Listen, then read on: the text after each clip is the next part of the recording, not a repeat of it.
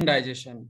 Indigestion English में बोलते हैं, हिंदी में हम इसको बदहजमी, अपच भी बोलते हैं और मेडिकल टर्म में इसको डिस्पेप्सिया भी बोला जाता है।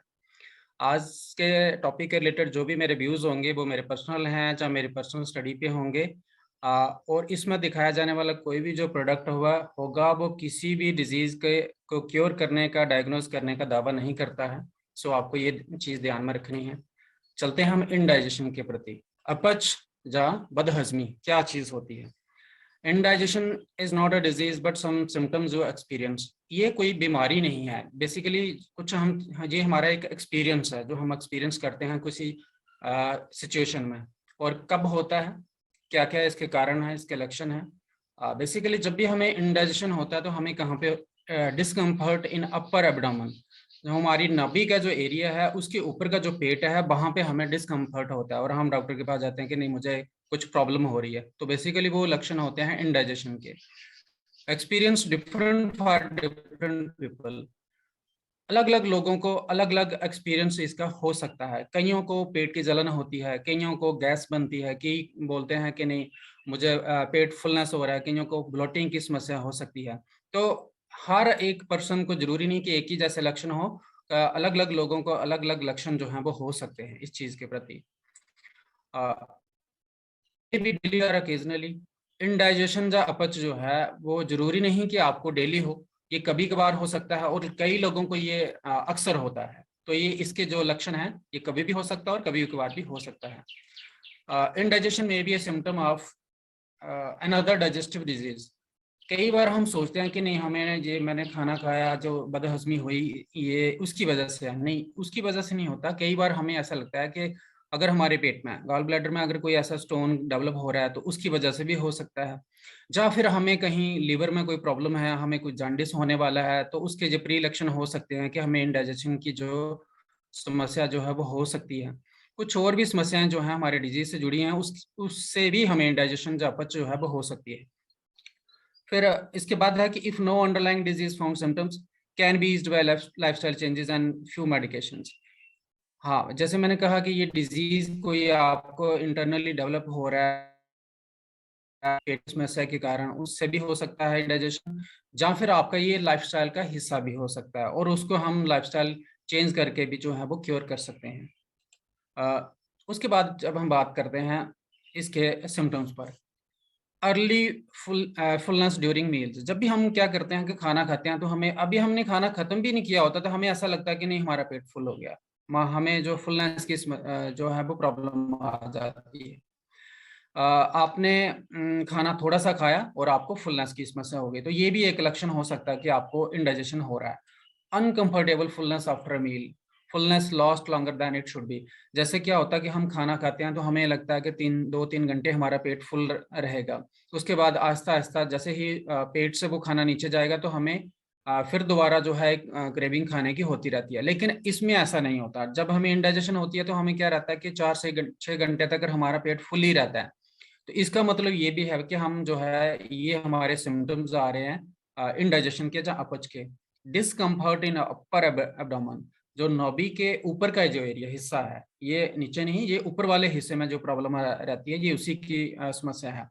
कईयों को क्या फीलिंग होता है, कईयों को इसमें दर्द जो है वो फील हो सकती है, कईयों को ब्लोटिंग जो है फील हो सकती है, कईयों को स्ट्रेचिंग, ऐसा पेट तना सा रहता है। तो उस ऐसे सिम्टम भी कईयों को हो सकते हैं। पेन में और may not have food pain relations. जरूरी नहीं कि जो इंडाइजेशन है ये पेन आपको उसकी वजह से भी हो, कई बार कोई और डिजीज है उससे भी आपको हो सकती है। उसके बाद है बर्निंग इन अपर एब्डोमेन। हमें जलन सी महसूस होती है। मैंने जैसे बताया आपको नाभि के ऊपर वाला एरिया जो है उसमें आपको जलन जो है वो आपको फील हो सकती है। Uncomfortable heat, burning, it may be on empty stomach और आफ्टर मील्स। ये इंडाइजेशन में आपको, आपने खाना नहीं खाया लेकिन उससे पहले भी आपको ये हीट आपको महसूस हो सकती है और उसके बाद भी हो सकती है, खाना खाने के बाद भी हो सकती है।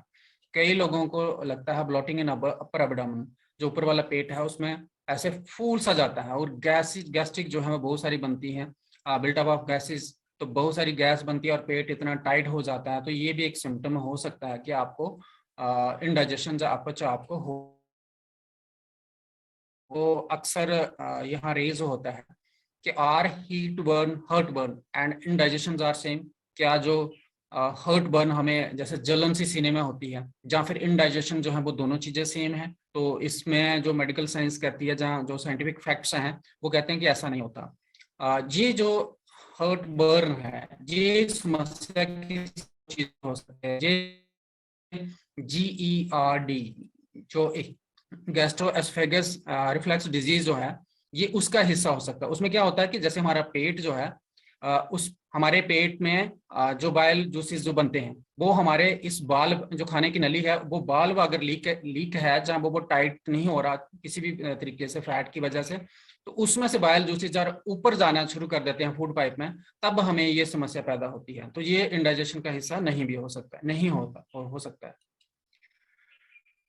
उसके बाद हम बात करें इंडाइजेशन जो है वो होगा क्यों, आपको उसके पीछे कारण क्या रहते हैं। तो सबसे कारण जो है वो कोई बाहर से नहीं आते हैं, वो हमारे अपने ही कारण होते हैं। सबसे पहला कारण है ओवर ईटिंग और ईटिंग टू क्विकली, बहुत ज्यादा खाना और बड़ी जल्दी जल्दी खाना। हमारे पेट में से जो सैटेलाइट सिग्नल है वो ब्रेन को जाता है, फुलनेस का सिग्नल जो जाता है वो कम से कम 30 मिनट के बाद जाता है।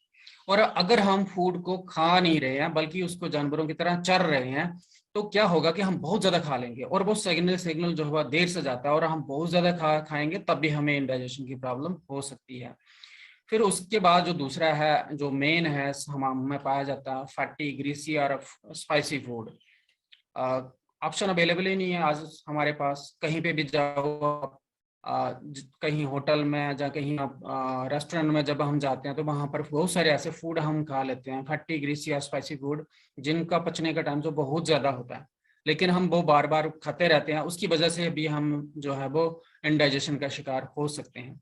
और कई सारे लोगों में जो कैफीन या फिर वो अल्कोहल का कंजप्शन करते हैं। कुछ लोग ऐसे भी हैं जो अल्कोहल चॉकलेट ड्रिंक्स जो सॉफ्ट ड्रिंक्स हैं वो बहुत ज्यादा सेवन करते हैं, तो उनको भी ये प्रॉब्लम जो है वो ज्यादा अक्सर हो सकती है। कुछ लोग कॉफी का इंटेक जो है दिन में 5-6 बार कर लेते हैं, तो ये भी आपको एक समस्या दे सकती है। इंडाइजेशन जो अपच की समस्या उससे भी आपको हो सकती है। आपको लिमिटेड मात्रा में ही आपको कैफीन का इंटेक करना है और कॉफी जो है वो इंटेक करनी है। उसके बाद कुछ और हैं लाइफस्टाइल के हिस्से जो जिनसे जो होता है स्मोकिंग है। जो लोग स्मोकिंग लगातार करते हैं, टोबैको पान मसाला गुटखा वगैरह, उनको भी ये समस्या जो है अक्सर रहती है। कुछ लोगों में देखा गया है कि जो एंजाइटी है, स्ट्रेस और पैनिक जिसमें जिनमें होता है कोई रिएक्शन, उनमें भी ये प्रॉब्लम जो है वो ज्यादातर रहती है। तो आपको करना क्या है कि इन चीजों को आपको ने अवॉइड करना है। कुछ लोग मेडिसिन जो है बिना किसी सजेशन के, बिना किसी प्रेस्क्रिप्शन के, वो डॉक्टर के बिना प्रेस्क्रिप्शन के ही मेडिसिन जो है वो ले लेते हैं। तो वो भी आपको एक हिस्सा हो सकता है कि आपको इंडाइजेशन जो है वो होने वाला है। एंटीबायोटिक, पेन किलर, बहुत सारे हम आयरन सप्लीमेंट्स ऐसे ही ले लेते हैं। तो आपको ऐसा नहीं करना है। भी अगर डोज ना और प्रिस्क्रिप्शन ना हो तो तभी तब तक आपने कोई मेडिसिन नहीं लेनी है। इससे भी आपको कुछ प्रॉब्लम जो है वो हो सकती है। अब हम बात करते हैं कुछ ऐसे डाइजेस्टिव डिजीज हैं जिनकी वजह से भी आपको ये अपच जो है हो सकता है। पहले हमने लाइफस्टाइल की बात करी कि जिनसे जो सिम्टम्स हैं और उनसे हो सकता है। कुछ ऐसे आपके सस्पेक्ट डिजीज आपकी बॉडी के अंदर ही हैं और हमें लगता है कि हमें ऐसे ही खाने से हो रहा है, लेकिन वो किसी और रीजन से भी हो सकता है। जैसे आपको अगर आपका पेप्टिक अल्सर है आपके फूड पाइप में, जहाँ आपके स्टोमक में आपको कहीं अल्सर डेवलप हुआ है, जहाँ आपके गॉल ब्लैडर में कहीं स्टोन डेवलप हो रहा है, तो उसके कारण भी आपको इंडाइजेशन अपच जो है वो बदहजमी जो है वो हो रही होती है। तो इसको भी आपने ध्यान में रखना है। कुछ और जैसे जो अल्सर कैंसर होते हैं स्टमक के, जहाँ फूड पाइप के, उनकी वजह से भी ये कभी कभी हमें अपच जो है इंडाइजेशन होती है। When to see a doctor, हमें कब जो है अपने डॉक्टर के पास जाना चाहिए। अक्सर जो है हम ये अगर प्रॉब्लम हो रही है तो हमें इसको नजरअंदाज नहीं करना। Trouble swelling which is persistent और प्रोग्रेसिव, अगर लगातार हो रही है, अगर आपको ये चीज फूड निगलने में अगर आपको ज्यादा प्रॉब्लम आ रही है तब आपको जाना है। फटीग आपको आ रही है, वीकनेस आपको आ रही है और आपको अनीमिया डेवलप हो रहा है, ब्लड लॉस हो रहा है, ना कुछ प्रॉब्लम है इंडाइजेशन का, वो आपको हो रहा है। शॉर्टनेस ऑफ ब्रीथ है, आपको सांस फूल रही है, स्वेटिंग आपको बहुत ज्यादा पसीना जो आ रहा है, चेस्ट पेन आपको हो रही है, जहाँ कुछ नेक और आर्म में पेन्स वगैरह हो रहे हैं, तो तब आपको डॉक्टर के पास जाना चाहिए। अनइंटेंशनल वेट लॉस हो रहा है, आप वेट लॉस नहीं कर रहे हैं लेकिन आपका फिर भी वेट लॉस है, वेट गेन हो रहा है, इट मीन्स आपको प्रॉब्लम हो रही है।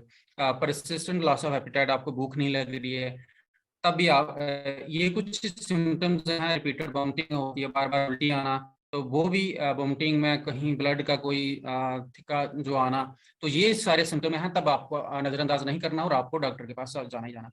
इन सब के सिवाय अगर हम घर बैठे हम क्या कर सकते हैं, तो बेस्ट वे मैं जो कहूँगा कि प्रिवेंट इंडाइजेशन इज टू, जो हमें क्या करना है, फूड्स और सिचुएशन जो हैं जिनकी वजह से हो सकता है, हमें उनको अवॉइड करना है। हम जो है घर बैठे यही कर सकते हैं। आप एक फूड डायरी रखिए कि क्या खाना है, कब खाना है, कितना खाना है, क्यों खाना है, ये चीजें आपको पता होनी चाहिए। Eat small meals so the stomach does not have to work as hard और एज लॉन्ग। थोड़ा खाइए, थोड़े अंतराल के बाद खाइए, थोड़ा खाइए, ताकि आपके स्टमक को ज्यादा मेहनत ना करनी पड़े और वो इसको रिकवर कर सके।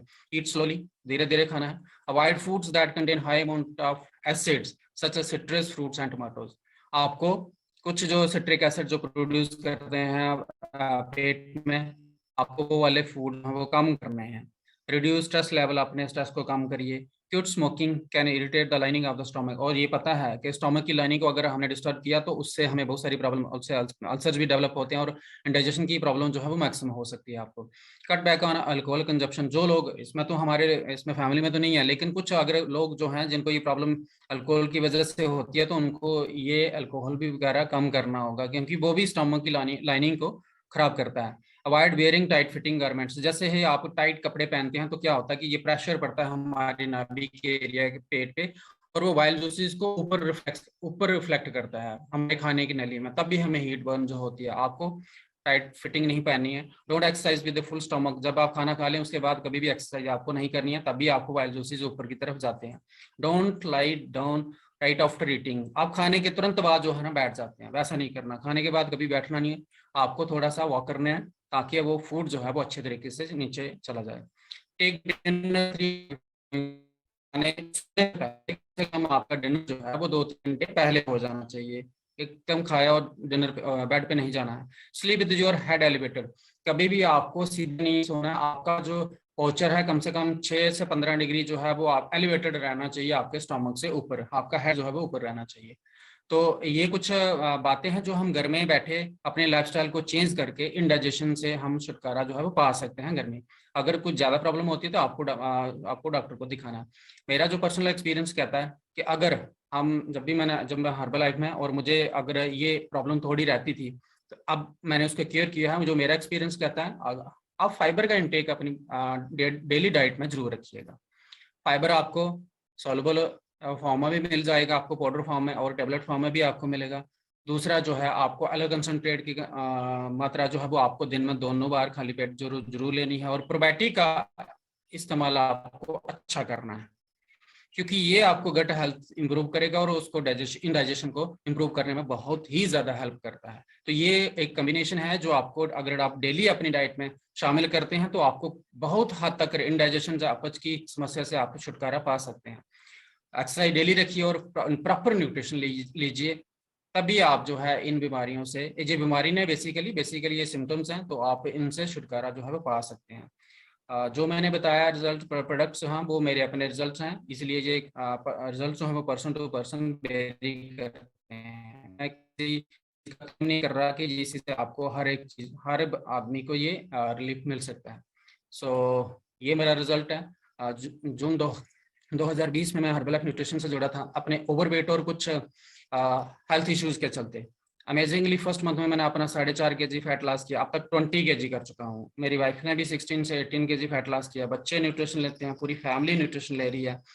आज एक हेल्दी एक्टिव जो है वो लाइफस्टाइल बिता रहे हैं। सो मैं थैंक यू करता हूँ इस प्लेटफॉर्म का, जो प्लेटफॉर्म मैं ढूंढ रहा था कि मुझे एक अच्छा प्लेटफॉर्म मिले जहाँ पर मैं अपनी सेहत को अच्छा कर सकूँ, तो मुझे ये प्लेटफॉर्म मिला। थैंक यू करता हूँ मेरी स्पॉन्सर उर्मिल जी, अरविंद जी, मैम रेनू सहगल, जिन्होंने ये बढ़िया प्लेटफॉर्म मुझे प्रोवाइड करवाया, लर्निंग का मौका दिया। So thank you Mark you ji for wonderful nutrition. Thank you.